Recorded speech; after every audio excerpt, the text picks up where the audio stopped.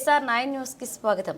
Jaggayyapeta bar association న్యాయవాదులు విధుల బహిష్కరణ. న్యాయవాదుల చట్టంలో అభ్యంతరకర మార్పులకు బార్ కౌన్సిల్ ఆఫ్ ఇండియా పాల్పడడాన్ని నిరసిస్తూ Jaggayyapeta bar association president Shri Annepaga Sundararao ఆధ్వర్యంలో న్యాయవాదులు 1-10-2024 నుండి 4-10-2024 వరకు కోర్టు విధులను బహిష్కరించి నిరసన తెలియజేయటకు తీర్మానించారు. ఈ సందర్భంగా న్యాయవాదులు మాట్లాడుతూ బార్ కౌన్సిల్ ఆఫ్ ఇండియా చర్యలు న్యాయవాదులను కించపరిచే విధంగా ఉన్నాయని ఆరోపించారు.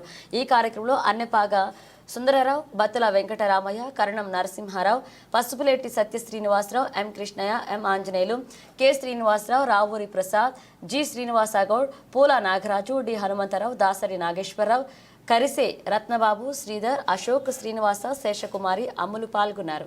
జగ్గైపేట బార్ అసోసియేషన్ సారథ్యంలో నిధులు బహిష్కరించి బాయ్కట్ చేయడం జరుగుతుంది.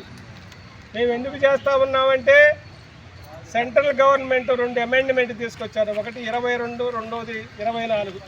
ఈ 2 అమెండ్మెంట్లు కూడా పూర్తిగా న్యాయవాదుల సంక్షేమం కోసం, న్యాయవాదుల వెల్ఫేర్ కోసమనే చట్టం తీసుకొస్తున్నారు. కానీ ఆ చట్టంలో ఉన్న లుసుకులు మా న్యాయవాది వృత్తికి గొడ్డలు పెట్టుగా ఉన్నవి. అది ఏంటంటే ఖచ్చితంగా 5 మెమో అఫరెన్స్లు కానీ 5 వకాల్తాలు కానీ వేయాలి. విధిగా 10 సార్లు అప్పేర్ అవ్వాలా. కొన్ని సందర్భాల్లో రాకపోవచ్చు, కొన్ని నెలలు కూడా రాకపోవచ్చు. మరి మా న్యాయవాది వృత్తిలో 40 సంవత్సరాలు 30 సంవత్సరాలు ప్రాక్టీస్ చేసిన వారు ఇంటి దగ్గర ఉండొచ్చు.